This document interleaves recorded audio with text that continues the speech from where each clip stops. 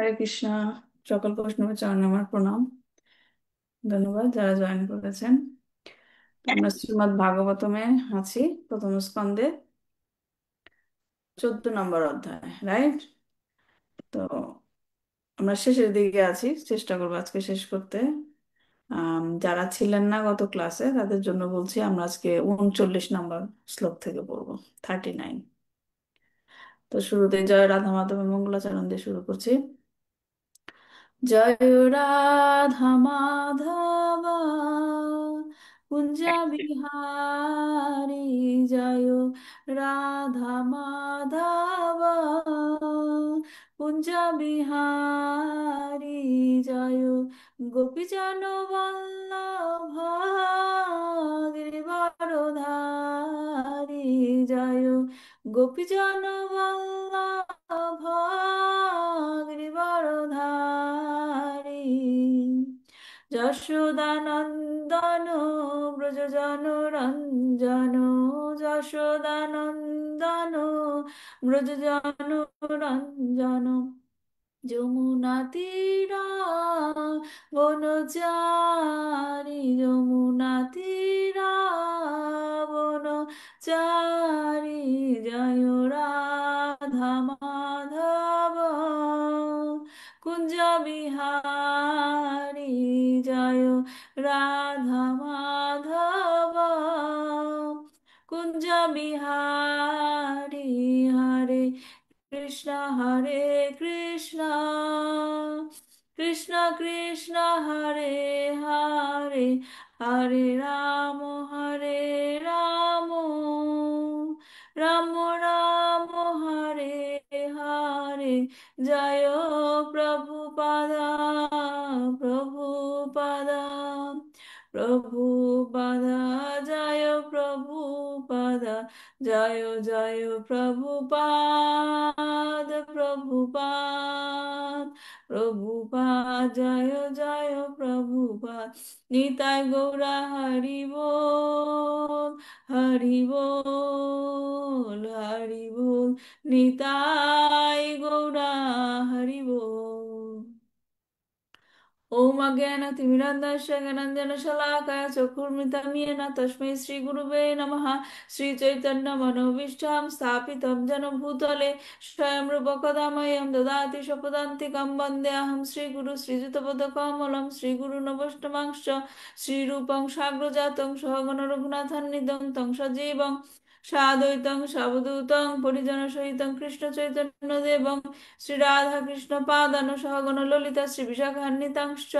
হে কৃষ্ণ করুণা সিন্ধু দীনবন্ধু জগৎপতে, গোপেশ গোপিকাকান্ত রাধাকান্ত নমস্তুতে। তপ্ত কাঞ্চন গৌরাঙ্গী শ্রী রাধে বৃন্দাবনেশ্বরী, বৃষভানুসুতে দেবী প্রণমামি হরিপ্রিয়ে। वंशाकल्पतरुश्च कृपा सिन्धुभ्येव च पतितानां पावनेभ्यो वैष्णवेभ्यो नमो नमः। नमोऽयं विष्णुपादाय कृष्णप्रस्थाय भूतले श्रीमद् भक्तिवेदान्त स्वामिनिति नामिने। नमस्ते सरस्वती देवे गौरवाणी प्रचारिणे, निर्विशेष शून्यवादी पाश्चात्य देशतारिणे। जय श्री कृष्ण चैतन्य प्रभु नित्यानंद, श्री अद्वैत गदाधर श्रीवासादि गौरभक्तवृंद। हरे कृष्ण कृष्ण कृष्ण हरे हरे, हरे हरे राम राम राम हरे हरे। नारायणं नमस्कृत्य नरं चैव नरोत्तमं देवीं सरस्वतीं व्यासं ततो जयमुदीरयेत्। श्रीमन्तं सकथा कृष्ण पुण्यश्रवणकीर्तन, हृदयान्तस्थो हि भद्राणि विदुनोति सुरिस्तातं। नष्टप्रायेषु अभद्रेषु नित्यं भागवत सेवया, भगवतीर उत्तम श्लोके भक्तिर्भवति नैष्टिकी। ओम नमो भगवते वासुदेवाय, ओम नमो भगवते वासुदेवाय, ओम नमो भगवते वासुदेवाय। श्रीमद् भागवतम की जय, श्रील प्रभुपाद की जय, निताय गौर प्रेमानंदे। हरि हरि बोल। হরে কৃষ্ণা। আমরা প্রশ্নগুলো দিয়ে শুরু করি। গত সপ্তাহের ক্লাসে যে প্রশ্নগুলো দিয়েছিলাম, প্রথম প্রশ্নটা ছিল 38 নম্বর শ্লোকে কাদের ভয়হীনতার কথা বলা হয়েছে। তাদের ভয়হীনতার কারণ কি, কেন তাদের ভয় ছিল না? কে বলবেন বলেন। হরে কৃষ্ণ, বলবো মাতাজি। হ্যাঁ বলেন। 38 নম্বর শ্লোকে এখানে যদুবীরদের ভয়হীনতার কথা বলা হয়েছে হুম। এবং তাদের ভয়, তারা ভগবানের সেবক এবং ভগবান তাদেরকে সব রকম, ভক্তকে সব রকম বিপদ থেকে রক্ষা করেন, তাই তাদের ভয় ছিল না। তারা ভগবানের আশ্রয়ে ছিল, রাইট। ভগবানের আশ্রয়ে ছিল, তাই তাদের মানে কি বলছে যে ভগবানের বাহুবলের প্রভাবে প্রতিপালিত ছিল আর কি। এর জন্য তাদের মধ্যে ভয়হীনতা ভয় ছিল না, মানে ছিল আর কি, তাদের কোনো ভয় ছিল না। ভয় ছিল না। তারপর 2 নম্বর প্রশ্নটা ছিল এই শ্লোকের শেষ লাইনে সুধর্মা, সুধর্মা শব্দটা উল্লেখ করা হয়েছে, এটা কি, এর বিশিষ্টটা কি, সুধর্মা কি? রত্নাকর বা মাতাজি বলেন। সুধর্মা, সুধর্মা কথাটা উল্লেখ ছিল না, সুধর্মা কি? মাতাজি, আপনার কথা তো শোনা যাচ্ছে না। উত্তর আমরা তো মিউট শুনতে করা। পাচ্ছেন না শালক মাতাজি? হরে কৃষ্ণ হ্যাঁ, মাতাজি। আমি শুনতে হরে পাচ্ছি। কৃষ্ণ। স্বর্গলোকের সভা হরে কৃষ্ণ মাতাজি। সুধর্মা, আমার কথা এর শোনা বিশিষ্টতা যাচ্ছে না? হলো এটা শ্রেষ্ঠ আপনার দেবতাদের কথা মর্যাদার আসতেছে না যোগ্য আমার স্থান। ফোনে। আচ্ছা, এখানে শোনা যাচ্ছে মাতাজি? হরে কৃষ্ণ। আমি শুনতে পাচ্ছি সবার কথা, আমার কথা শুনতে পাচ্ছেন? হ্যাঁ, হ্যাঁ, আমি আমি শুনতে শুনতে পাচ্ছি। পাচ্ছি। তিশা মাতাজি বলছে শুনতে পাচ্ছে না। মাতাজি আপনার ফোনের বা কম্পিউটারে যেটা ভলিউমটা বাড়ান।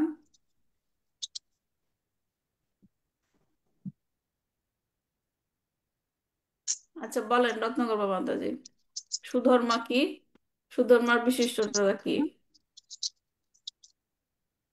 এই যে স্বর্গলোকের সভা, এটা এর হ্যাঁ। বিশিষ্টতা ছিল এটা শ্রেষ্ঠ দেবতাদের মর্যাদার যোগ্য স্থান।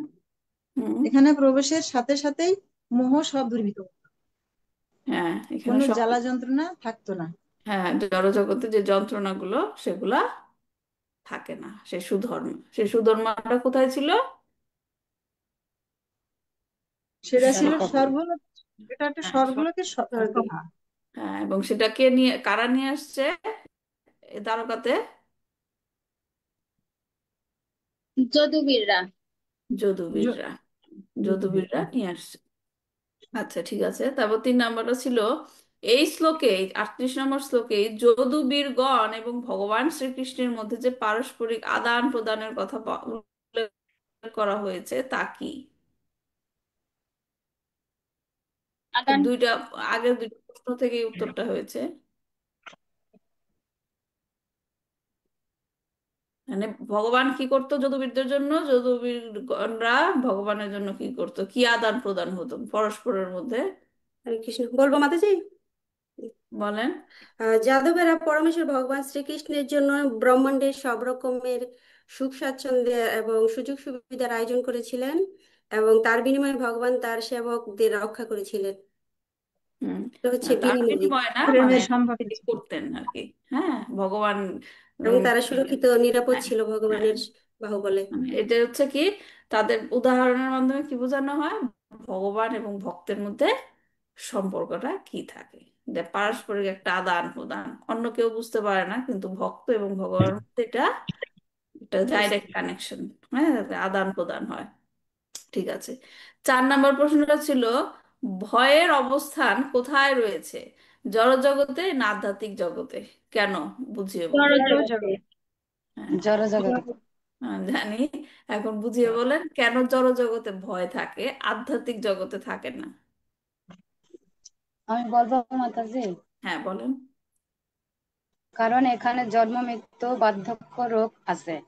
আর হচ্ছে আধ্যাত্মিক জগতে ভয় নেই, কারণ সেখানে সবাই চিরস্থায়ী। মেইন হচ্ছে জড়জগতে যেটা নাকি মানুষের প্রধান ভয় কি, মৃত্যু হয়। এই না মৃত্যু। সবার। মৃত্যু ভয়, দেহকে ছেড়ে যাবে, দেহ চলে যাবে একদিন, রাইট। তো এই ভয়টা কোথায় নাই, আধ্যাত্মিক জগতে আধ্যাত্মিক জগতে নাই, নেই। আর সেখানে হচ্ছে নিত্য অবস্থান, রাইট। তো যেহেতু সেই ভয়টা সেখানে নাই, সেখানে আধ্যাত্মিক জগৎকে বলা হচ্ছে সেখানে ভয়ের কোনো উপস্থিতি নাই, জড়জগতেই আছে।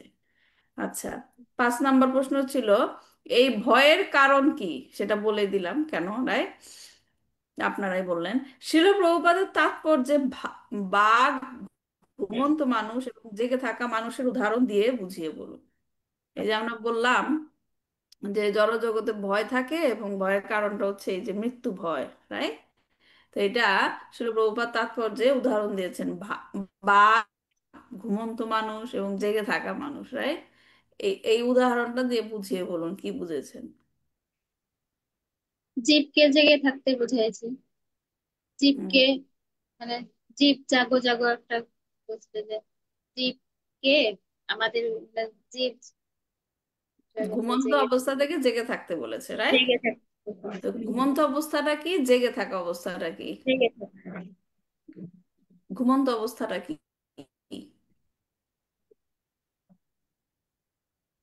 ঘুমন্ত অজ্ঞানতার অবস্থা, অন্ধকার, হ্যাঁ। অজ্ঞানতার অন্ধকারে ডুবে থাকা। হ্যাঁ, অজ্ঞানতার অন্ধকারে ডুবে দেওয়া। কি অজ্ঞানতা? মায়া। আমরা আত্মজ্ঞান। যখন মায়ার জগতে মানে ডুবে থাকি, এটাকে হুম। বুঝাইছি। মায়ার, মায়ার কথা বললে হুম। তার মানে কি, মেইন কারণটা তাহলে কি? মায়াতে যেহেতু আছি, তাহলে কোনটা ভুলে যাই? কোনটা মায়াতে বলতে যখন আমরা আছি, আপনি বললেন মায়াতে আছি, তাই রাইট? তো মায়া মেইন কারণ এটা না, মেইন কারণটা কি তাহলে? মায়াতে থাকলে কি ভুলে যাই? ভগবানকে ভুলে যাই। ভগবান, ভগবানকে ভগবানকে ভুলে বলে যায়। ভগবানকে ভুলে যাই, হ্যাঁ। মায়া কি, কি বলে যেটা, আহ উম কি যেন, নিকটস্থ মায়া তারে জাপটিয়া ধরে, রাইট? যে কৃষ্ণ ভুলিয়া জীব, কৃষ্ণ ভুলিয়া জীব ভগবানসা করে, নিকটস্থ মায়া নিকটস্থ তারে জাপটিয়া জাপটিয়া ধরে। ধরে। হ্যাঁ, কৃষ্ণকে ভুলে গেছি, এটাই হচ্ছে অজ্ঞানতার অন্ধকার। এবং সেই অন্ধকার থেকে, সেই অন্ধকারটাই হচ্ছে কি, ঘুমন্ত অবস্থা। এবং সেই ঘুমন্ত অবস্থা থেকে, ঘুমন্ত অবস্থা থাকলে কাকে ভয় পায়?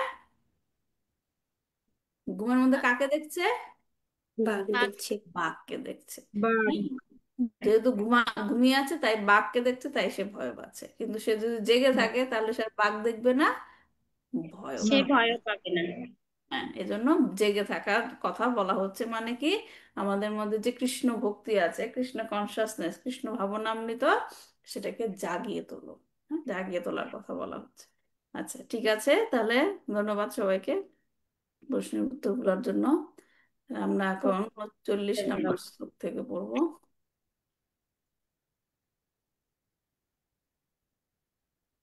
40 টা 39। দেখা যাচ্ছে, রাইট? দেখা যাচ্ছে। হ্যাঁ। দেখা যাচ্ছে না তো। 39 নম্বর শ্লোকটা কি ছিল? কাচ্চিত্তে নামায়াম তাতা ভ্রষ্টা তেজা বিভাসি মে আলব্ধমানো বিজ্ঞানা কিংবা তাতা চিরস্থিতা চিরসিতা।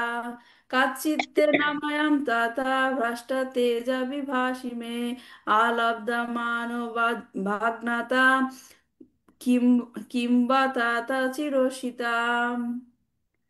একজন পড়ুন। আমি বলবো মাতাজি। পড়েন। হরে কৃষ্ণ। ক্বচিতে হনাময়ম তাত ভ্রষ্ট তেজা বিভাসি মে অলব্ধ মানহ বজ্ঞাতঃ কিংবা তাত চিরসিত। ক্বচিৎ কি, তে তোমার, অনাময়ম আরোগ্য, তাত হে প্রিয় ভ্রাতা, ভ্রষ্ট বিহীন, তেজা দীপ্তি, বিভাসী পরিলক্ষিত হচ্ছে, মে আমার, অলব্ধমান অসম্মান, অবজ্ঞাত অবজ্ঞাপ্রাপ্ত, কিম কি, বা অথবা, তাত হে প্রিয় ভ্রাতা, চিরসিত দীর্ঘকাল সেখানে থাকার ফলে। অনুবাদ: হে ভ্রাতা অর্জুন, তোমার নিজের সমস্ত কুশল তো, তোমার শারীরিক দীপ্তি নষ্ট হয়ে গেছে বলে মনে হচ্ছে। তুমি দীর্ঘকাল দ্বারকায় ছিলে বলে কি তারা তোমায় অবজ্ঞা প্রদর্শন করেছেন, বা তোমার অথজিত সম্মান যত রক্ষা করেননি? হরে ধন্যবাদ কৃষ্ণ। মাতাজি। শিল প্রভুপাদের তাৎপর্য পড়ছে। শিল প্রভুপাদ কি জয়। মহারাজ যুধিষ্ঠির অর্জুনের কাছে সর্বতোভাবে দারোগার কুশল জিজ্ঞাসা করেছিলেন, কিন্তু সবশেষে তিনি স্থির করেছিলেন যে যতক্ষণ শ্রীকৃষ্ণ সেখানে স্বয়ং সেখানে রয়েছেন ততক্ষণ অমঙ্গল ঘটতে পারে না। কিন্তু সেই সঙ্গে অর্জুনকে যেন দীপ্তিহীন বলে তার মনে হয়েছিল, এবং তাই মহারাজ তার কুশল জিজ্ঞাসা করে অত রকম গুরুত্বপূর্ণ প্রশ্ন করেছিলেন। তা আমরা গত ক্লাসের শেষে বলেছিলাম যে অনেক কিছু জানার পর মানে জিজ্ঞেস করলো এবং কোনো উত্তর পাচ্ছে না অর্জুনের কাছ থেকে যুধিষ্ঠির মহারাজ, যে কেন তার এরকম অবস্থা। হ্যাঁ, তার কান্তি, দেহের কান্তি নেই এবং তিনি মর্ষ অবস্থায় আছেন অর্জুন। তাই তিনি বিভিন্ন এখন অর্জুনের পার্সোনাল কোশ্চেন গুলো, অর্জুনের কিছু হয়েছে কিনা, এতক্ষণ তো জিজ্ঞেস করছিল আশেপাশের মানুষদের কথা, রাইট? দ্বারকায় কিছু হয়েছে কিনা, তারপর কি আহ আহ মথুরায় কিছু হয়েছে কিনা, সবার কথা জিজ্ঞেস করছিল। এখন তিনি লাস্ট যে অ্যাটেম্প সেটা জিজ্ঞেস করছে যে তোমার আসলে কিছু হয়েছে কিনা। হ্যাঁ, এই এই শ্লোকে বলা হচ্ছে যে তোমার নিজের সমস্ত কিছু কুশল আছে তো। হ্যাঁ, তখন যে মেইন প্রশ্নটা এখানে করলো যে তুমি অনেকদিন দ্বারকায় ছিলেন, দ্বারকায় কতদিন ছিল অর্জুন? 7 মাস, রাইট? 7 মাসের মতো ছিল। তো তুমি এতদিন ওইখানে ছিলে, ওইখানকার সবাই কি তোমাকে অবজ্ঞা প্রদর্শন করেছে? হ্যাঁ, তো আত্মীয় আত্মীয় স্বজনদের বাসায় সাধারণত কিছুদিন থাকলে কি হয় যে প্রথম প্রথম খুব আতিথেয়তা পাওয়া যায়, রাইট? তারপর ধীরে ধীরে তার মাত্রা ধীরে ধীরে কি হয়, হ্রাস পায়। হ্যাঁ, যদিও দ্বারকাতে অর্জুনের অনেকদিন থাকার ফলে এমন কোনো ঘটনা ঘটানোর উপায় ছিল না, কিন্তু যুধিষ্ঠির মহারাজ অন্য কোনো কারণ খুঁজে পাচ্ছিলেন না কি কারণে অর্জুনের এরকম বিমর্ষ অবস্থা। তাই তিনি তাকে সব ধরনের প্রশ্নই করছিলেন, যদিও তিনি তার জ্ঞান দিয়ে টের পাচ্ছিলেন। যুধিষ্ঠির মহারাজ তার জ্ঞান দিয়ে টের পাচ্ছিলেন যে ভগবান কি করেছে, তিনি তার লীলা সংবরণ করে চলে গেছেন, কিন্তু সেটা সে মানতে চাইছিলেন না। হ্যাঁ, কিন্তু সেটা সে মানতে চাইছিলেন না, এই জন্য আশেপাশের সারাউন্ডিং নানা রকমের প্রশ্ন জিজ্ঞেস করছে অর্জুনকে, যে এই কারণে কি তোমার মন খারাপ কিনা। আমরা এখানে এখানে আসলে অত বিশ্লেষণ করার কিছু নেই, আমরা প্রশ্নগুলি পড়ে যাই যে কি কি আর কি কি জিজ্ঞেস করলো অর্জুনকে। কচ্ছিনাবিহত ভাবৈ শব্দাদিভির মঙ্গলৈ ন দত্ত মুক্ত মর্তিভ্য আশয়া যৎপ্রতিশ্রুতম।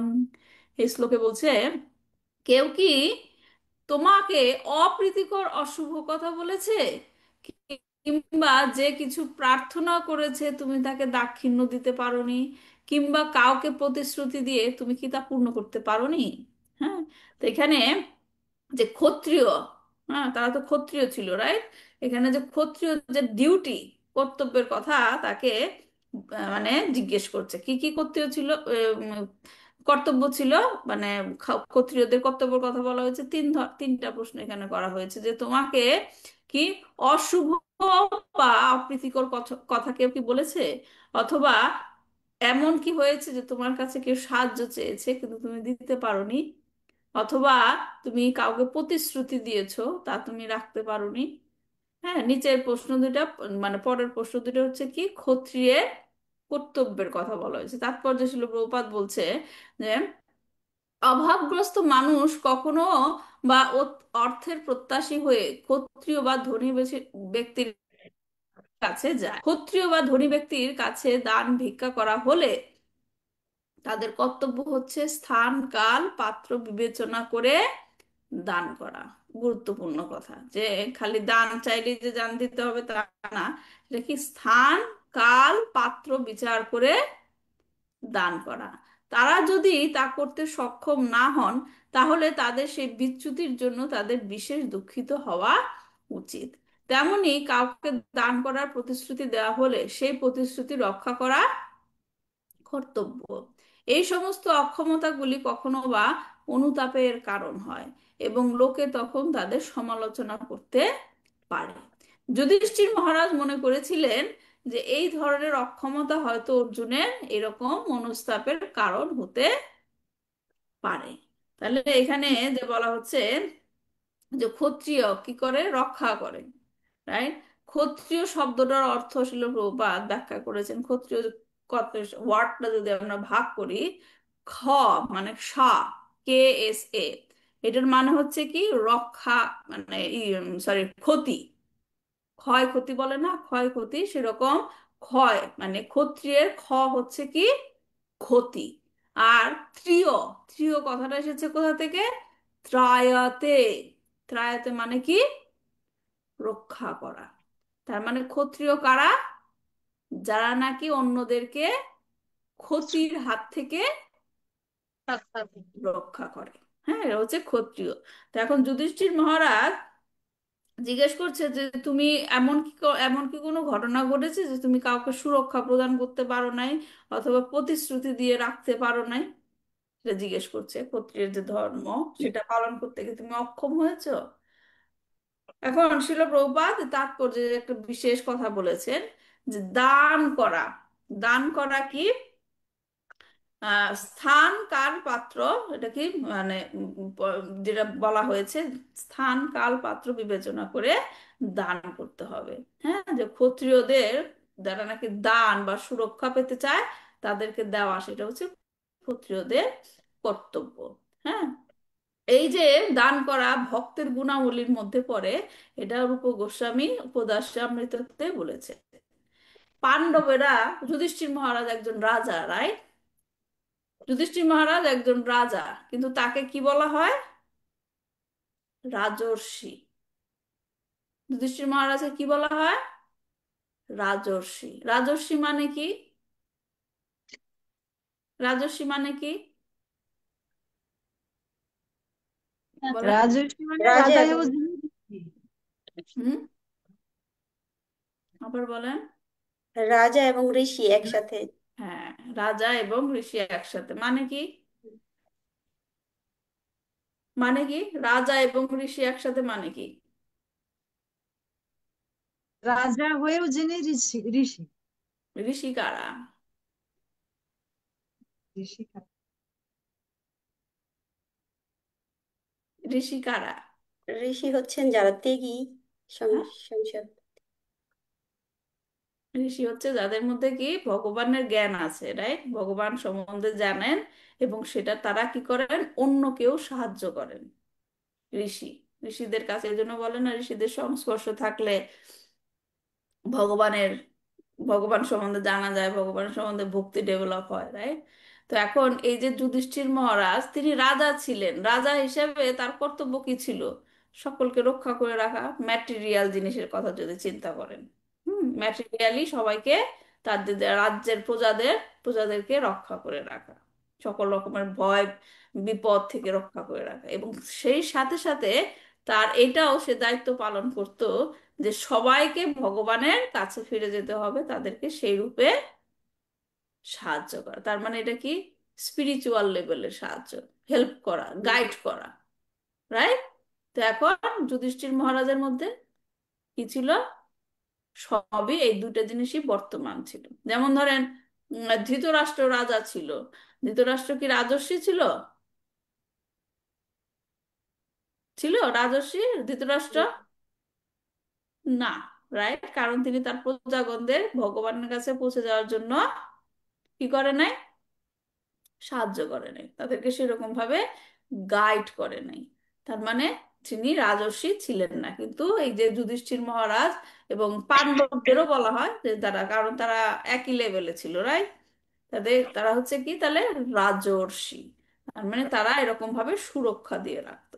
এখন শিল প্রভুপাদ যে বলেছে এই পয়েন্টটা, স্থান কাল পাত্র বিচার করে দান করা। হ্যাঁ, এখানে শিল প্রভুপাদ কোন লিঙ্কটা দিয়েছেন? ভগবত গীতায় ভগবান বলেছেন এই কথাটা, right? যে দান করা কর্তব্য বলে মনে করে প্রত্যুপকারের আশা না করে উপযুক্ত স্থানে, হ্যাঁ, এটা গীতার 17 নম্বর অধ্যায়ের 20 নম্বর শ্লোকে আছে, যেখানে ভগবান বলছেন যে প্রত্যুপকারের আশা না করে উপযুক্ত স্থানে, উপযুক্ত সম মানে স্থান কাল এবং পাত্রে, উপযুক্ত পাত্রে যে দান করা হয় তাকে কি বলা হয়? সাত্বিক দান। হ্যাঁ, তো ওখান থেকে আমাদের যে দান করার কথা, দান করা ভালো, কিন্তু আমাদেরকে এই কথাটা মনে রাখতে হবে, স্থান কাল পাত্র বিবেচনা করে দান করতে হবে। এখানে নির্বিচারে দান করার কথা বলা হয় নাই। আমরা হয়তো ভাবছি যদি দরিদ্ররা ক্ষুধার্ত থাকে তবে তাদের দান করা উচিত, রাইট? মূল কথা এই নয় যে তাদেরকে দান করা উচিত নয়, এটা আমি বলছি না, এটা কথাটা আমি বলছি না যে তাদেরকে দান করা যাবে না। মূল কথা হলো দান এমন ভাবে করতে হবে যেন তাদের প্রকৃতপক্ষে সাহায্য হয়। হ্যাঁ, বৈদিক সংস্কৃতিতে সাধারণত দরিদ্রদের খাবার দেওয়া হতো। হ্যাঁ, কিন্তু শূদ্র যারা, হ্যাঁ, শূদ্র যারা, তাদেরকে যদি অর্থ দেওয়া হয়, তারা কি অর্থটা ঠিক মতো, শূদ্র মানে কি, মানুষকে যদি আপনি কাউকে দেন, টাকা পয়সা দিয়ে সাহায্য করেন, হ্যাঁ, একটা ফ্যামিলি আপনি দেখলেন, আমি একটা এক্সাম্পলের মতো বলছি, ফ্যামিলিকে দেখলেন, ফ্যামিলি চলছে না, হ্যাঁ, তাদেরকে এখন, কিন্তু ওই বাসার ওই ফ্যামিলির যে মেইন লোক, তিনি হচ্ছেন কি, নেশাগ্রস্ত।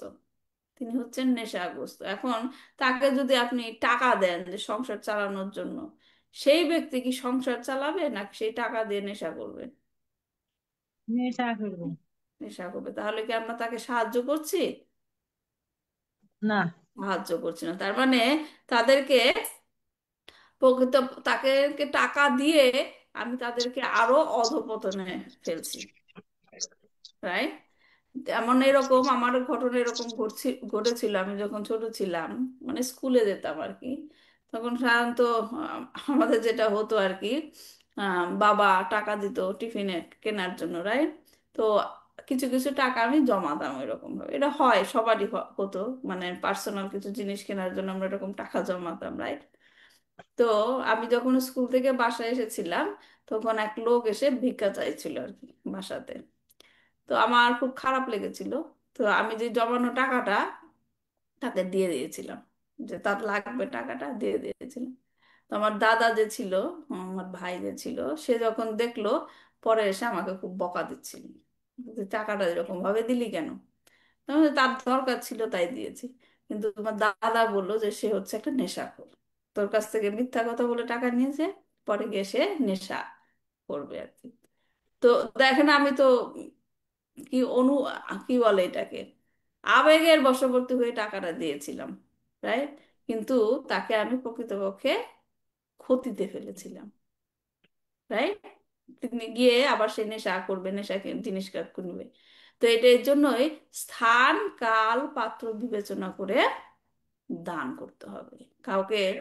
সোজা সিম্পল ওয়েতে যদি আমাদের কৃষ্ণ কনসাসনেস ওয়েতে যেটা শেখায়, সিম্পল ওয়েতে যদি কাউকে হেল্প করতে চায়, কোনো দরিদ্র মানুষকে যদি হেল্প করতে চায়, কি করতে হবে?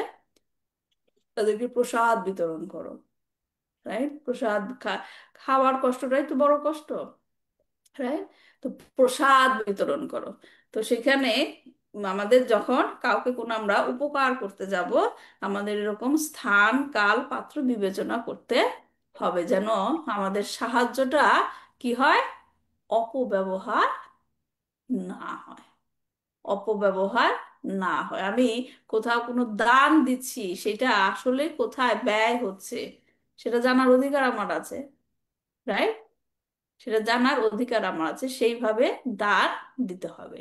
তো এখানে আমরা বলছি না যে আমাদেরকে কঠোর হৃদয় এবং অসংবেদনশীল হতে হবে, তা বলছি না। আমাদের মধ্যে ভালোবাসা থাকবে অন্যকে সাহায্য করা, কিন্তু আসলে সেটা সাহায্য হচ্ছে কিনা সেটা বুঝে দান করতে হবে। আমাদেরকে সেরকম বুদ্ধিমান হতে হবে যে তাদেরকে আমি যেটা হেল্প করতে যাচ্ছি, প্রকৃতপক্ষে সেটা হেল্প হচ্ছে কিনা, আদৌ হেল্প হচ্ছে কিনা, নাকি আমি তাদেরকে আরো বিপদের মধ্যে ফেলে দিচ্ছি। তো এই কারণে এই যে বুদ্ধি দিয়ে দান করা, বিচার বিবেচনা করা দান করা, সেটাকে ভগবান কি বলছেন? সাত্বিক দান। সাত্বিক দান, আবেগের বশবর্তী হয়ে কিছু না জেনে না বুঝে দান করাকে কি কি বলা হয়? যেটা, যেখানে নাকি জ্ঞান নাই, সেটাকে কি বলা হবে তখন? তামসিক জ্ঞান, তামসিক দান, রাইট? তো এই জন্য এখানে শিল প্রভুপাদ তাৎপর্য বলছেন যে দান করতে হবে কি স্থান কাল পাত্র বিবেচনা করে। ঠিক আছে, তারপরে কি জিজ্ঞেস করছে 41 নম্বর শ্লোকে, কচ্ছিতং ব্রাহ্মণং বালং গাং বৃদ্ধং রোগিণং স্ত্রিয়ং শরণোপসৃতং সত্যং নাত্তা শরণ প্রদম। বলছে তুমি সর্বদাই শরণাগত যোগ্য জীব মাত্রে আশ্রয় প্রদান করে থাকো। আজ কি কোনো শরণাগত ব্রাহ্মণ, বালক, গাভী, বৃদ্ধ, রোগী, স্ত্রীলোক অথবা অন্য কোনো প্রাণীকে তুমি আশ্রয় দানে অক্ষম হয়েছো? তাৎপর্য শিলপ্রপাত বলছেন, সমাজের ঐহিক এবং পারমার্থিক উভয়বিধ মঙ্গল সাধনের জন্য জ্ঞান আহরণে সর্বক্ষণ মগ্ন যে ব্রাহ্মণ কুল, তাকে সর্বতোভাবে রক্ষা করা রাজার কর্তব্য। তেমনি বালক, গাভী, রোগী, স্ত্রী এবং বৃদ্ধদের রক্ষা করাও ক্ষত্রিয় রাজাদের বিশেষ কর্তব্য। তারা যদি ক্ষত্রিয় রাজপুরুষ বা রাষ্ট্র কর্তৃক নিরাপদে সুরক্ষিত না হয়, তাহলে অবশ্যই তা অত্যন্ত লজ্জার বিষয়। এই সেই রকম কোনো ঘটনা অর্জুনের মনস্তাপের কারণ ছিল কিনা তা জানার জন্য মহারাজ যুধিষ্ঠির উদ্বিগ্ন হয়ে উঠেছিলেন। তাহলে এখানে কাদের কাদের রক্ষা করার কথা বলা হচ্ছে? ব্রাহ্মণ, বালক, গাভী, বৃদ্ধ, রোগী এবং স্ত্রী লোকদের। রাইট? এই শ্লোকটা একটু গুরুত্বপূর্ণ, আমাদেরকে এটা বুঝতে হবে কেন তাদেরকে রক্ষা করা দরকার, প্রয়োজন। হ্যাঁ, তো বিষ্ণু পুরাণে আমরা এখানে আহ প্রথম যে রেফারেন্সটা আসে সেটাই হচ্ছে কি, যে বিষ্ণু পুরাণে ভগবানের প্রণাম মন্ত্র বলা হয়েছে। ভগবানের প্রণাম মন্ত্র কি? ভগবান শ্রীকৃষ্ণের প্রণাম মন্ত্র কি? জয় শ্রীকৃষ্ণ। নম ব্রহ্মণ্য নমো ব্রাহ্মণ নমো দেবায় গো ব্রহ্মণ্য দেবায় গো ব্রাহ্মণেতায় ব্রহ্মণ্য চ হিতায় চ জগদ্ধিতায় জগদ্ধিতায় কৃষ্ণায় গোবিন্দায় নমো নমঃ। হ্যাঁ, প্রথম প্রথম লাইনে কি বললেন মাতাজি? নম। নমো ব্রাহ্মণ দেবায় গো এই ব্রাহ্মণেতায় জায়গাটাই চ ভুল হয়। জগদ্ধিতায় কৃষ্ণায় গোবিন্দায় নমো নমঃ। হ্যাঁ, এখানে দেখেন ব্রাহ্মণ্য, আপনি বলছেন প্রথম লাইনটা কি? নম ব্রাহ্মণ্য। নম ব্রাহ্মণ্য, ব্রাহ্মণ্য। ব্রাহ্মণ্য হয় না, উচ্চারণটা হবে কি? নম ব্রহ্মণ্য দেবায়। প্রথম লাইনেও আছে ব্রাহ্মণ্য, দ্বিতীয় লাইনেও ব্রাহ্মণ্য, কিন্তু দুইটার দুই অর্থ, দুইটার দুই উচ্চারণ। হ্যাঁ, প্রথম লাইনে কি বলা হয়েছে? নম ব্রহ্মণ্য দেবায় গো ব্রাহ্মণ হিতায় চ। বুঝতে পারছেন পার্থক্যটা? প্রথম লাইনটা কি? নম, ব্রাহ্মণ বলেন, ব্রহ্মণ্য দেবায় গো ব্রাহ্মণ হিতায় চ জগদ্দিতায় কৃষ্ণায় গোবিন্দায় নমো নমঃ। এই শ্লোকের মানে কি? এই শ্লোকের মানে কি? ভগবান কাদের কাদের রক্ষা করছেন? প্রথম লাইনটা যেটা, নম ব্রহ্মণ্য দেবায়, মানে এখানে কৃষ্ণকে প্রণাম জানানো হচ্ছে, যিনি তিনি হচ্ছে ব্রহ্মণ্য দেব, যাকে ব্রাহ্মণ্য ব্রাহ্মণ্য সংস্কৃতির দ্বারা পূজা করা হয়। নম ব্রহ্মণ্য দেবায়, তিনি কি করছেন? গো ব্রাহ্মণ্য হিতায়চ, যিনি গাভীদের রক্ষা করে রাখছেন এবং কি ব্রাহ্মণদের রক্ষা করে রাখছেন। তারপরে পরের লাইনটা কি? জগৎ দিতায় কৃষ্ণায়, এবং তিনি সমস্ত জগতে সবাইকে রক্ষা করে রাখছেন, সে গোবিন্দকে নমো নমঃ। তাহলে প্রথমেই দেখেন কাকে রক্ষা করার কথা, ভগবান কাকে প্রায়োরিটি দিচ্ছে? ব্রাহ্মণদের। প্রথমে হচ্ছে গো, গো ব্রাহ্মণ্য, গোকে গাভী, গাভী। গোমাতা, গোমাতাদের যিনি রক্ষা করে রাখেন, এবং সেকেন্ড প্রায়োরিটি কারা? ব্রাহ্মণ। ব্রাহ্মণ। রাইট? তো এখানে যেটা বলছে যে ব্রাহ্মণদের কেন, আমরা প্রথমে ব্রাহ্মণের কথায় আসি, ব্রাহ্মণদের কেন রক্ষা করে রাখা হচ্ছে, কেন ভগবান ব্রাহ্মণদের রক্ষা করেন, যেটা নাকি ক্ষত্রিয়দেরও বলা হচ্ছে এখানে যে ব্রাহ্মণদের রক্ষা করার কথা। কারণ ব্রাহ্মণদের রেসপন্সিবিলিটিটা কি সমাজে? এখানে শিল প্রভুপাদ প্রথম লাইনে বলেছেন তাৎপর্যে, হ্যাঁ, কি করেন ব্রাহ্মণরা? সমাজের ঐহিক এবং পারমার্থিক উভয়বিধ মঙ্গল সাধনের জন্য জ্ঞান আহরণে সর্বক্ষণ মগ্ন যে ব্রাহ্মণ কুল। ঐহিক মানে কি? ঐহিক এবং পারমার্থিক দুই জগতেই মঙ্গল সাধনের জন্য যে জ্ঞান, তা কারা বিতরণ করে?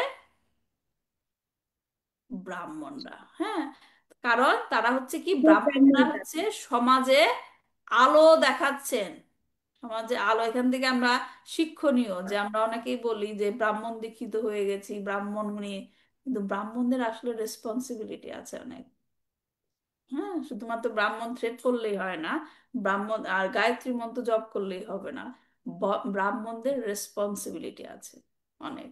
হ্যাঁ, তারা কি করে যে জগতে আলো দেখাবে, সমাজকে আলো দেখাবে। তারা আমাদেরকে শেখাবেন যে আধ্যাত্মিক জীবনে কিভাবে এগিয়ে যেতে হবে, সেই নির্দেশ তারা দিবেন। এবং যেটা নাকি শাস্ত্রীয়, মানে শাস্ত্রের নির্দেশ আছে, তারা আবার মন গড়া দিতে হবে না, মন গড়া আলো দিবে না, যেটা নাকি শাস্ত্রে বর্ণিত, সেইভাবে সমাজকে আলো দেখাবে কিভাবে ভগবানের কাছে পৌঁছে যেতে হয়। এবং তারা উভয় ক্ষেত্রে, ধরেন আমি আধ্যাত্মিক জগতে পৌঁছে যাওয়ার জন্য, কৃষ্ণের কাছে পৌঁছে যাওয়ার জন্য সেই কাজগুলো করছি, কিন্তু জড় জগতের যে সমস্ত কাজকর্মগুলি আমি ঠিক মতো করছি না, তাহলে কি আমাদের আধ্যাত্মিক জগতে হেল্প হবে? তার মানে দুইটা জগতেই, যে আমরা জড় জগতে রয়েছি, সেখানে যে আমরা কাজ করছি, যেমন ধরেন আমি এই উদাহরণটা অনেক ক্লাসে দেই, যে আপনাকে নদীর এই পাড়ে দাঁড় করিয়ে দেওয়া হলো, নাই? তখন বলা হলো যে নদীর ওই পারে হচ্ছে তোমার গন্তব্য, তুমি এখানে পৌঁছে যাও।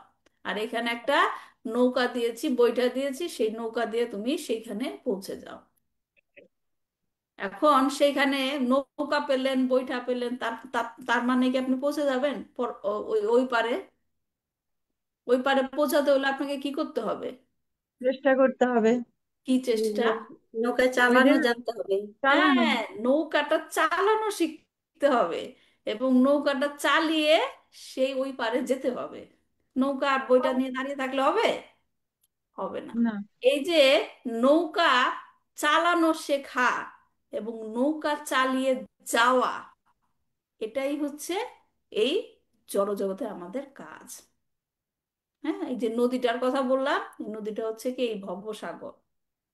হ্যাঁ, যেহেতু আমরা নদীতে পড়ে গেছি, কান্নাকাটি করে তো লাভ নাই, নদীটা পার হওয়া শিখতে হবে।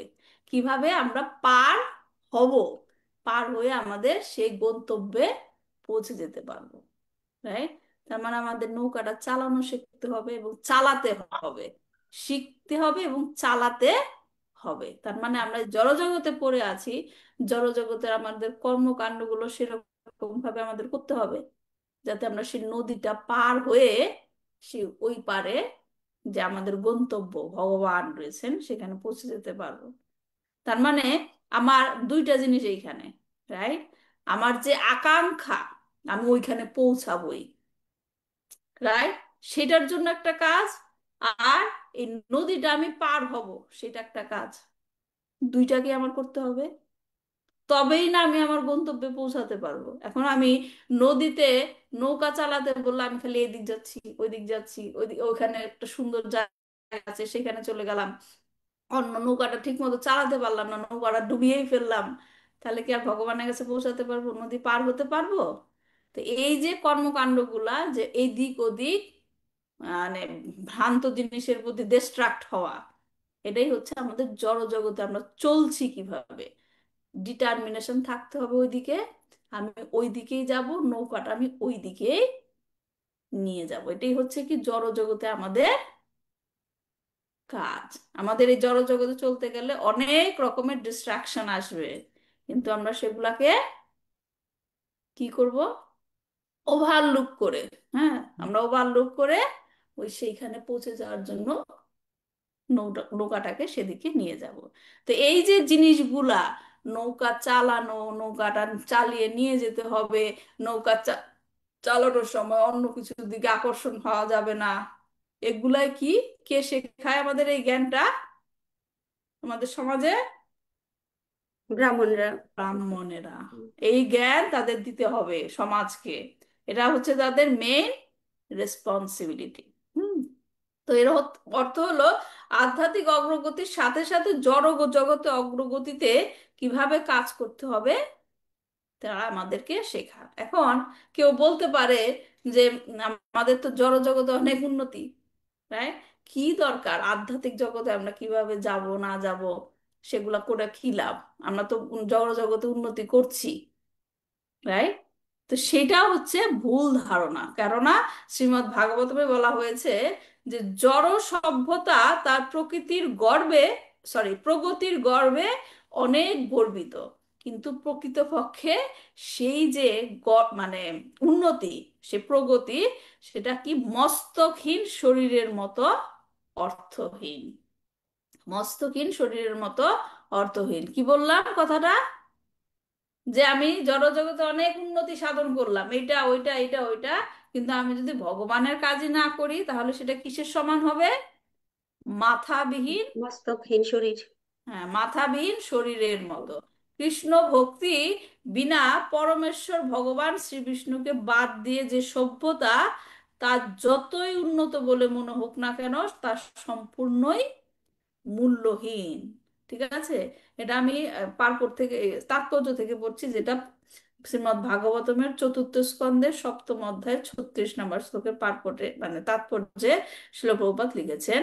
তিনি সেখানে হরি ভক্ত সুধোদয়ে আম, একটা শ্লোক উল্লেখ করে বলেছেন, যেটা অনুবাদ আমি পড়ছি।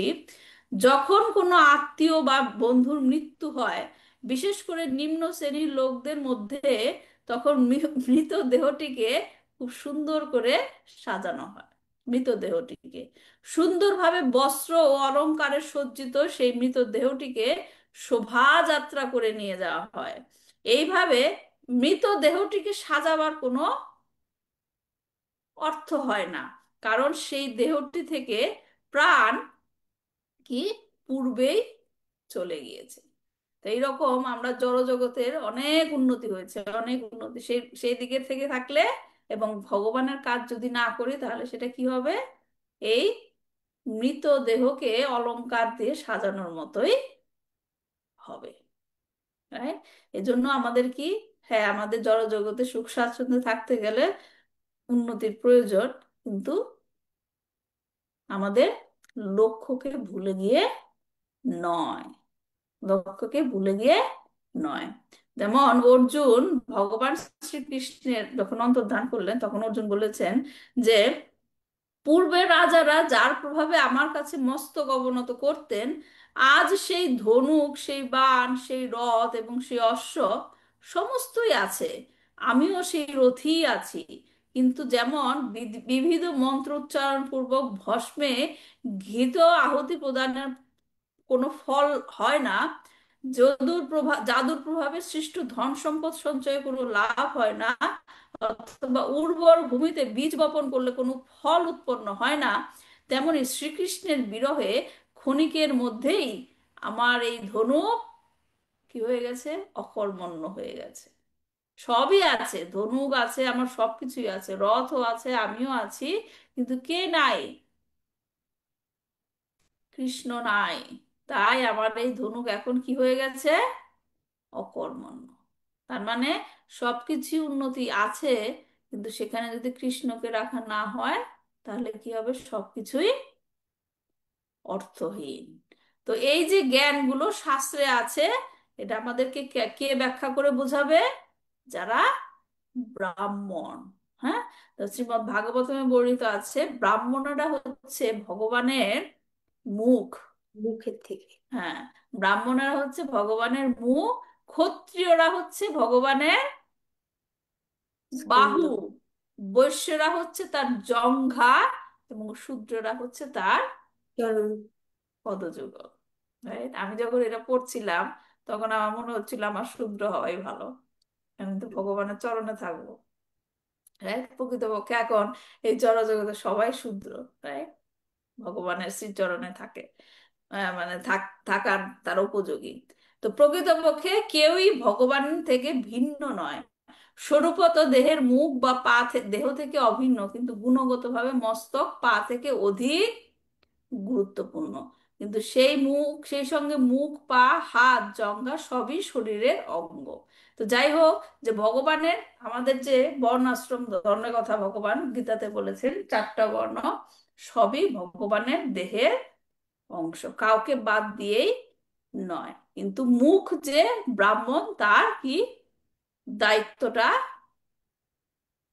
বেশি, কারণ তিনি হচ্ছেন ভগবানের যে জ্ঞান আমাদেরকে প্রচার করবেন। তাহলে ব্রাহ্মণদের কি শুধুমাত্র পৈতা নিয়ে ঘোরা আর গায়ত্রী মন্ত্র উচ্চারণ করাই নয়, কি করা উচিত? ভগবানের জ্ঞান প্রচার করা, তাদের ভগবানের জ্ঞান প্রচার করা, ভগবানের জ্ঞান প্রচার করা সবার মাধ্যমে। তো সেই ব্রাহ্মণদের রক্ষার জন্য কি বলা হয়েছে শ্রীমদ্ ভাগবতমে, যে ক্ষত্রিয়দের সেই দায়িত্ব দেওয়া হয়েছে, ক্ষত্রিয়দের সে সৃষ্টি করা হয়েছে সেই ব্রাহ্মণদেরকে রক্ষা করার জন্য। তো এই কথাই যুধিষ্ঠির মহারাজ এখানে বলছে, তুমি কি কোনো ব্রাহ্মণকে সুরক্ষা দিতে ব্যর্থ হয়েছো? হ্যাঁ। তারপরে যেটা বলা হয়েছে, গাভীদের কথা। গাভীদের কেন, অন্যান্য পশু পাখি যা আছে, কেন গাভীদের কথাও ইম্পর্টেন্স দেওয়া হয়েছে? কারণ গাভী হচ্ছে ভগবানের প্রিয়, ভগবানের প্রিয়, যেটা বলা হয়েছে যে শ্রীকৃষ্ণ সমস্ত গোপ এবং গাভীদের পরম বন্ধু। তাই নম ব্রহ্মণ্য দেবায় গোব্রাহ্মণ্য হিতায় চ মন্ত্রের দ্বারা তার আরাধনা করা হয়। তার ধাম গোকুলে তার লীলা সর্বদাই ব্রাহ্মণ এবং গাভীদের অনুকূল। তার প্রথম কর্তব্য হচ্ছে গাভী এবং ব্রাহ্মণদের স্বাচ্ছন্দ্য বিধান করা। প্রকৃতপক্ষে ব্রাহ্মণদের সুখ স্বাচ্ছন্দ্য বিধান করা গৌণ, গাভীদের সুখ স্বাচ্ছন্দ্য বিধান করাই হচ্ছে ভগবানের মুখ্য কর্তব্য। ব্রহ্ম সংহিতাতে বলা হয়েছে, যেখানে যখন নাকি ব্রহ্মদেব ভগবানকে দর্শন করলেন গোলক বৃন্দাবনে, তখন তিনি গোলক বৃন্দাবনের বর্ণনা দিচ্ছিলেন, গোলক বৃন্দাবন দেখতে কেমন। হ্যাঁ, যখন সেখানে তিনি বলছেন, চিন্তামণি প্রকারা সদ্মসুকল্প বৃক্ষ লক্ষাবৃতেষু সুরভিরভিপালয়ন্তাম লক্ষ্মী সহস্র শত সম্ভ্রম সেব্যমানম গোবিন্দমাদি পুরুষা তামাম ভজামি। সেই সেই গোলক বৃন্দাবন কি, গোলোক মানে কি? গো লোক। গো মানে কি? গোমাতা। গোমাতা। গোমাতা। লোক মানে কি? লোক মানে যে স্থান আর কি, যেটা বলে, তার মানে গোলোক কাদের স্থান? গাভীদের স্থান। গাভীদের স্থান। হ্যাঁ, সে হচ্ছে ভগবানের গোলক বৃন্দাবন। সেখানে তিনি, এই যে আমরা বৃন্দাবনে ভূ বৃন্দাবন যেটা বলে, সেখানে আমরা ভগবান কি রাখাল ছিলেন, উনি গরু চড়াতেন, তার যে সেই লাঠি হাতে গৌদের নিয়ে যাওয়া, গোলক বৃন্দাবনে তিনি একই কাজই করেন। এজন্য বলা হয় যে ভগবানের যে তিনি আবির্ভূত হয়েছিলেন এই জড়জগতে, সমস্ত লীলার থেকে বৃন্দাবন লীলাটা হচ্ছে, তিনি সেখানে স্বয়ং ভগবান শ্রীকৃষ্ণ সেখানে লীলা করেছেন। বিরাজ করে। গোলক, সরি, বৃন্দাবনের পরের যে, বৃন্দাবনের বাইরে যে লীলাগুলা, সে কে কে করেছেন, তার যে সম্প্রসারিত অংশ, হ্যাঁ, বিষ্ণু, তারা সেই লীলাগুলো করেছেন। কিন্তু গোলক মানে বৃন্দাবনের যে বৃন্দাবন প্রকৃতপক্ষে লীলা, সেটা ভগবান স্বয়ং এসে স্বয়ং। সেই লীলা করেছেন। তো সেখানে কি লক্ষ লক্ষ লক্ষ্মী দেবী আছে, লক্ষ লক্ষ লক্ষ্মী দেবী তার সেবা করছেন, এবং তিনি সেখানে ভগবান কি করছেন, সে গাভী চড়াচ্ছেন, রাইট? যে সুরভির আবির্পালয়ন্তাম, সুরভিকে গোমাতা, রাইট? সেখানে তিনি গাভীদেরকে চড়াচ্ছেন, সেই আদি পুরুষ গোবিন্দকে আমি ভজনা করি। হুম। তো এই জন্য ভগবানকে কি, ভগবানের নাম কি দেওয়া হয়েছে? ভগবান গাভী খুব পছন্দ করেন, তাই তার নাম কি? তার নাম কি? গোবিন্দ। গোবিন্দ, গোবিন্দ নাম কে দিয়েছেন তাকে? ভগবানকে গোবিন্দ নামটা কে দিয়েছেন?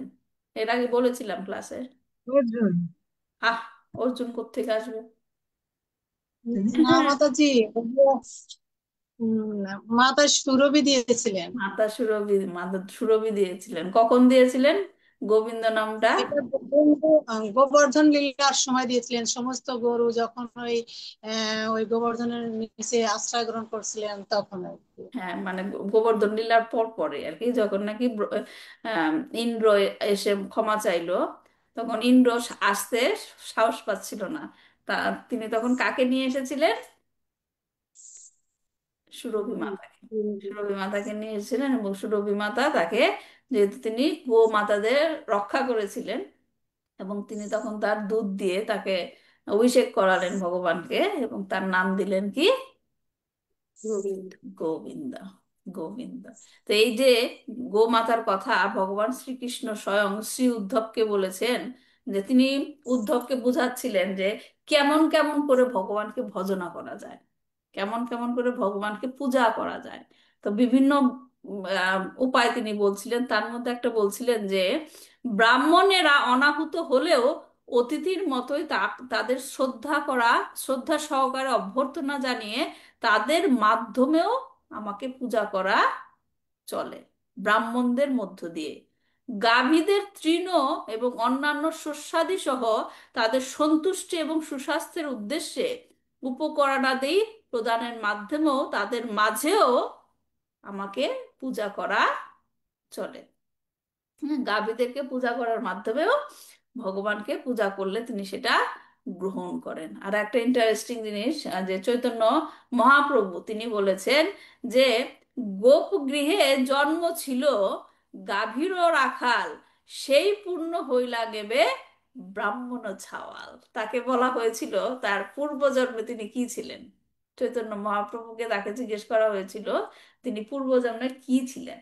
তখন তিনি বলেছিলেন যে পূর্বজন্মে গোয়ালার ঘরে আমার জন্ম হয়েছিল, গোয়ালার ঘরে আমার জন্ম হয়েছিল। আমি গাভী এবং গোবৎসদের রক্ষণাবেক্ষণ করতাম। সেই যে পুণ্যকর্ম, গাভীদেরকে আমি রক্ষা করতাম, সেই পুণ্যকর্মের ফলে আমি এই জন্মে ব্রাহ্মণের সন্তান রূপে জন্মগ্রহণ করেছি। কি সুন্দর কথা না? পূর্বজন্মে আমি গোয়ালা ছিলাম, গাভীদেরকে যত্ন করতাম, তাই আমি সেই পুণ্যকর্মে কর্মফলে এখন আমি ব্রাহ্মণের ঘরে জন্ম নিয়েছি। চৈতন্য মহাপ্রভু বলেছেন।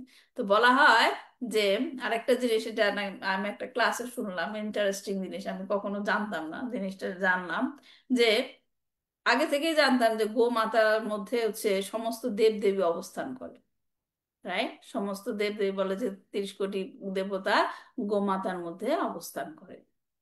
তো এখানে যখন নাকি প্রভুজি ব্যাখ্যা করছিল, প্রভুজির নামটা এখন ভুলে গেছি, যে যদি আপনি ভালো করে খেয়াল করেন ছবিতে দেখবেন যে গোমাতার সামনের দিকে বিষ্ণু অবস্থান করছেন, আর গোমাতার পেছন দিকে যেখানে লেজ থাকে, হ্যাঁ, গোমাতার পেছন দিকে কি অবস্থান করে জানেন?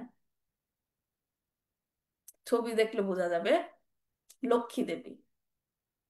সেখানে লক্ষ্মী দেবী অবস্থান করে। তো এই কারণেই আমাদের অনেকের প্রশ্ন থাকে, কেন গোমূত্র এবং গোবর কেন পবিত্র?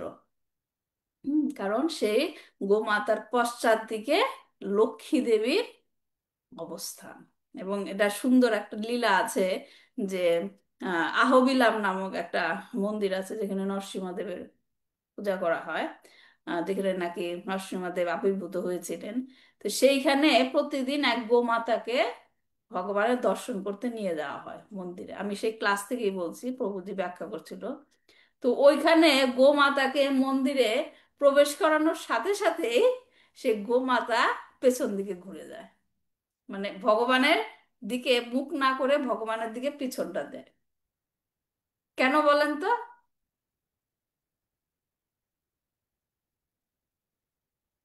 কে অবস্থান করে গোমাতার পেছন দিকে? লক্ষ্মী দেবী। লক্ষ্মী কি দেবী। দেবী? লক্ষ্মী দেবী ভগবানের দর্শন প্রাপ্ত হওয়ার জন্য গোমাতাটা ঘুরে যায়, উম, এখানে লক্ষ্মী দেবীর দর্শন পায়, ভগবানের দর্শন পায়। তো এই কারণে যে গোমাতা, এই জন্য আমাদেরকে গোমাতাদের রক্ষা করা উচিত। হ্যাঁ, এখানে শুধু যে বলছে ক্ষত্রিয়দের দায়িত্ব, যুধিষ্ঠির মহারাজ বলছে তুমি গোমাতাদের কি রক্ষা করতে ব্যর্থ হয়েছো, কিন্তু প্রকৃতপক্ষে আমাদের সবার উচিত গোমাতাকে রক্ষণাবেক্ষণ করা, তাদেরকে রক্ষা করা। right? তারপর বলা হয়েছে নারীদের সুরক্ষার কথা, নারীদেরকে সুরক্ষা করতে হবে। তো নারীদের সুরক্ষা করার কথা ভগবানও কি বলেছেন, ভগবদ গীতাতে উল্লেখ করেছেন যে সমাজে অধঃপতিত লোকদের বিস্তার বা আধিপত্য যেন না হয়, সে কারণে নারীদের সুরক্ষার গুরুত্বপূর্ণতার কথা তিনি সেখানে ব্যাখ্যা করেছিলেন। হ্যাঁ, যেখানে সরি, ভগবান বলেননি, অর্জুন বলেছিলেন। অর্জুন বলেছিলেন কি যে অধর্মা বিভাত কৃষ্ণা প্রদুষ্যন্তি কুলশ্রিয়া স্ত্রীষু দুষ্টাসু বার্ষ্ণেয়া জায়তে বর্ণা সংকরা। যে যদি নারীরা সুরক্ষিত না থাকে, সমাজের অধর্মী মানুষদের দ্বারা শোষিত হয়, তাহলে অবাঞ্ছিত সন্তান জন্মগ্রহণ করবে। এজন্য নারীদেরকে সুরক্ষিত রাখা প্রয়োজন।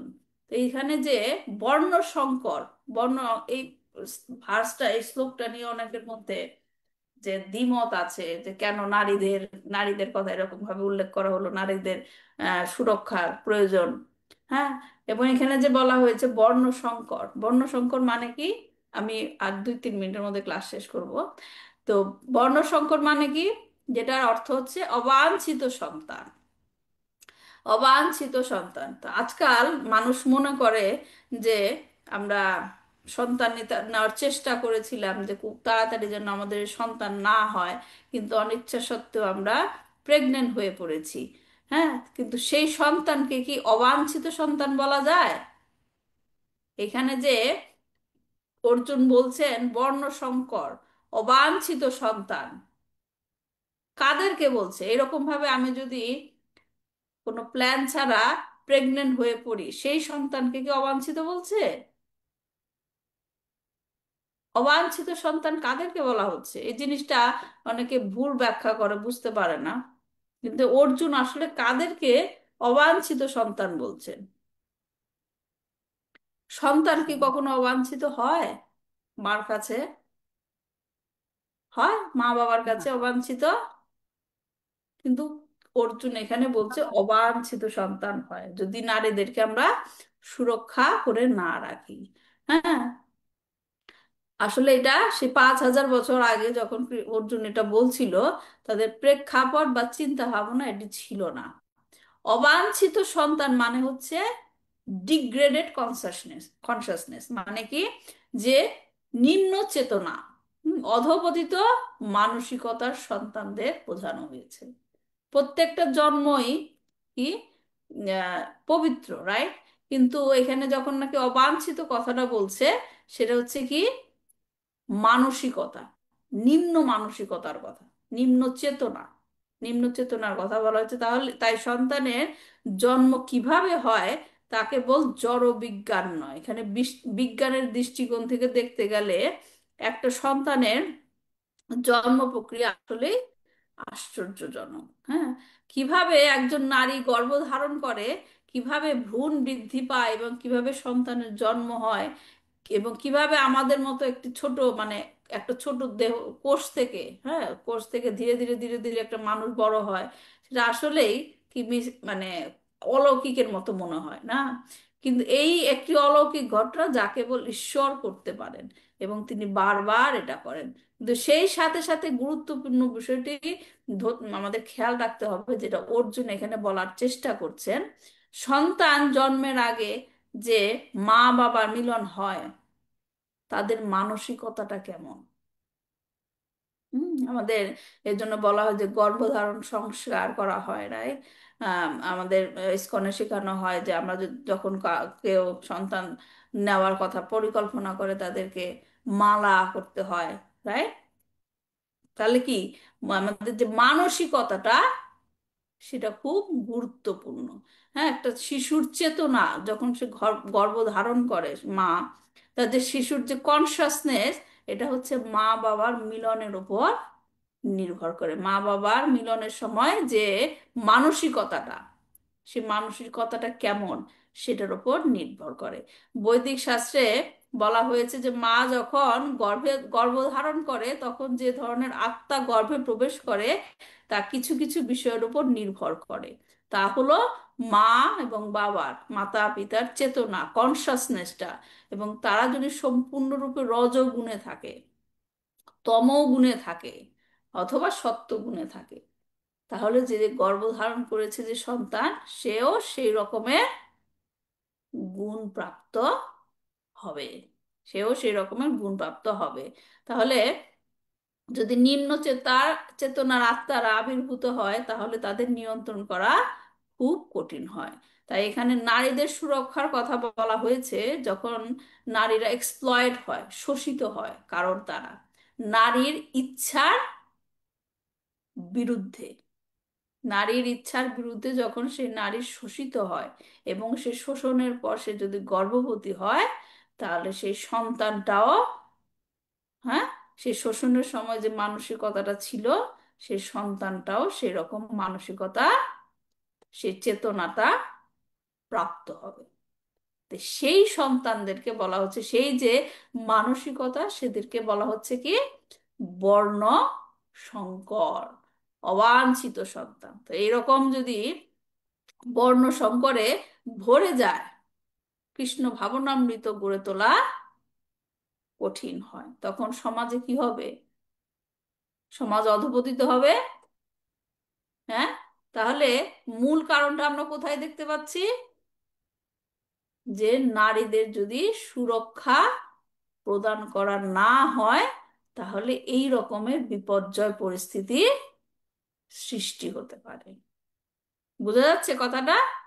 এই কারণে নারীদের সুরক্ষা দেওয়াটা হচ্ছে প্রয়োজন। এখানে নারীদেরকে ছোট করা মানে অর্জুনের কথাতে নারীদেরকে কোনো ছোট করার কথা বলা হয় নাই, যে নারীরাই সমস্ত জিনিসের কারণ। এখানে বলা হচ্ছে যে মেইন ডিটেল জিনিসটা আমাদেরকে বুঝতে হবে। এই কারণে নারীদেরকে সুরক্ষা দেওয়াটা প্রয়োজন সমাজে। এবং সেটাই যুধিষ্ঠির মহারাজ এখানে বলছে যে তুমি কি এরকম কোনো নারীকে সুরক্ষা দিতে ব্যর্থ হয়েছো? হ্যাঁ। এবং তারপরে বালকের কথা বলা হয়েছে, বৃদ্ধদের কথা বলা হয়েছে, যে তাদেরকে তুমি কি সুরক্ষা দিতে ব্যর্থ হয়েছো? কারণ সমাজে কি আমরা এরকম, এখন আমাদের সমাজ এরকম হয়ে গেছে, রাইট? আমরা অন্য, হ্যাঁ, এলডারলি পার্সনদের কি সেবা দেব, কি রক্ষা করব? নিজের মা বাবাকে আমরা রক্ষা করে রাখতে পারছি না। নিজের মা বাবা কি বৃদ্ধ হয়ে গেলে তাদেরকে আমরা বোঝা মনে করি সংসারে, রাইট? তাদেরকে রক্ষা দেওয়ার, সুরক্ষার কথা তো দূরের কথা, তারা থেকে আমাদের জীবনে সমস্যার সৃষ্টি করছে, এরকম ভাবে আমরা চিন্তা করি। মানুষের মানসিকতা কতটুকু ডিগ্রেডেড হয়ে গেছে যে জন্মদাত্রী মা, পিতা, তাদেরকে সেবা দিতে আমরা অক্ষম হয়ে পড়েছি। কিরকম ডিগ্রেডেড মাইন্ডের হয়ে গেছি আমরা, রাইট? হ্যাঁ, এসব আসলে মাঝে মাঝে দেখি সেরকম ভিডিও।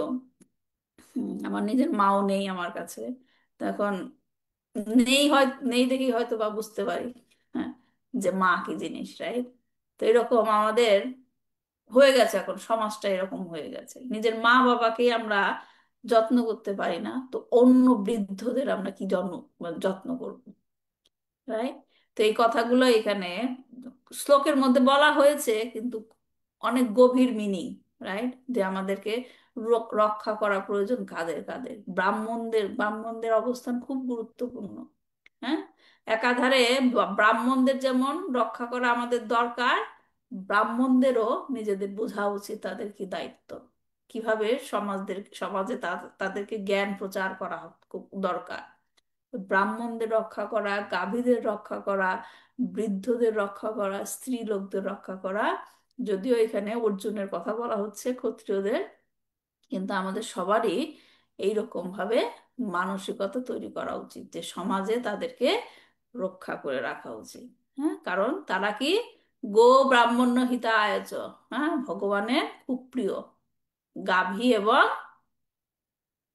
কি ব্রাহ্মণ, এবং জগদ্দিতায়, সবাইকে রক্ষা করে রাখা। ভগবান যেখানে যেটা চাইছেন ভগবানের প্রিয় হতে গেলে ভগবানের সে কাজে আমাদেরকে কি করতে হবে? এঙ্গেজ হতে হবে, রাইট? তো সেটাই আর কি। তো এখানে কাউকে ছোট করার কথা না, নারীদেরকে কোনো ছোট করার কথা বলা হয়নি। বুঝতে হবে মেইন জিনিসটা কি, ফ্যাক্টটা কি, কি বোঝাতে চেয়েছে, রাইট? আজকে এই পর্যন্তই থাক। আমরা নেক্সট উইকে পরবর্তী শ্লোকটা থেকে শুরু করবো। আমি আজকে শেষ করার চিন্তা করেছিলাম এই চ্যাপ্টারটা। হরে কৃষ্ণ মাতাজি। হ্যাঁ, যে ব্রাহ্মণ হচ্ছে ভগবানের মুখ, আর ক্ষত্রিয়রা এটা একটু বলেন। বাহু। ক্ষত্রিয়রা হচ্ছে বাহু, হুম। বৈশ্য জঙ্ঘা। জঙ্ঘা চেনেন তো? হ্যাঁ, ভগবানের জঙ্ঘা। আর শূদ্র হচ্ছে পদযুগল।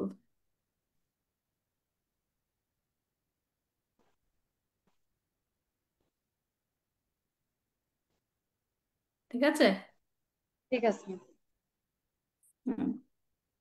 কারো কোনো প্রশ্ন আছে?